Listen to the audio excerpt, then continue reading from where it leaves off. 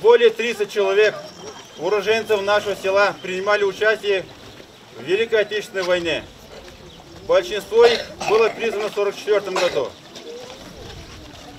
Здесь у памятника фамилии всех, которые принимали участие в этой войне.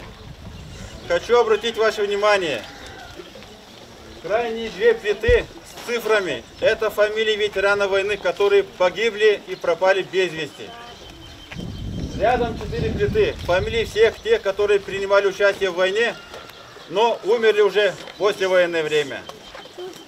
Сегодня, пользуясь случаем, хочу поблагодарить Руслана Петровича Горбалы, который спонсировал приобретение и установку данных плит, где увековечены фамилии всех, которые принимали в этой войне. Примария села Ферапонтівка в лице помужак Виталия, примара села Ферапонтівка, обратились в Берликтя-Илик с просьбой о восстановлении памятника.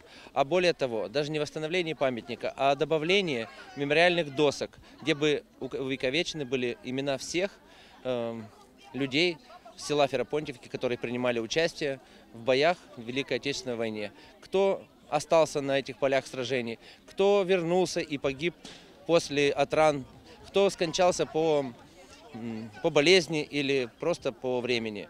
И Берликтя-Илик, естественно, откликнулась на данную просьбу, и вместе с жителями, вместе с Примарией мы восстановили этот праздник. И сегодня с обновленным памятником празднуем 70-летие Великой Отечественной войны.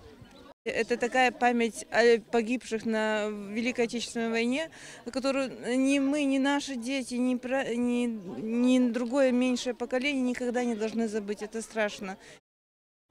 Хотелось бы всех поздравить с этим прекрасным праздником, чтобы все, молодежь, все помнили вот эти дни, что за нас отдали наши предки своей жизни, чтобы мы чтили эту память на многие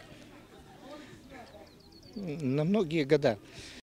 Мы, значит, всегда с трепетом и жалостью, и мы всегда вспоминаем наших фронтовиков, потому что это очень много в нашем селе было вдов. И поэтому в данное время сегодня это вдовы, которые остались без мужей, без кормилиц. Дети остались сиротами, без отцов. Всех мужчин забрали, все березовые. Были один женатый, трое неженатых. Один вернулся и через полгода помер с контузией. Остальные не вернулись и даже не знаем, в каких городах похоронены. Сегодня очень волнующий, очень радостный праздник, День Победы. У меня с войной связано очень близкое, очень родное. Это то, что мой отец, Бочарников Василий Максимович, с первых дней войны добровольцем, ему не исполнилось еще 18 лет, пошел воевать, прошел все фронты войны, дошел до Берлина и вернулся живым, здоровым после войны и прожил еще долгую жизнь.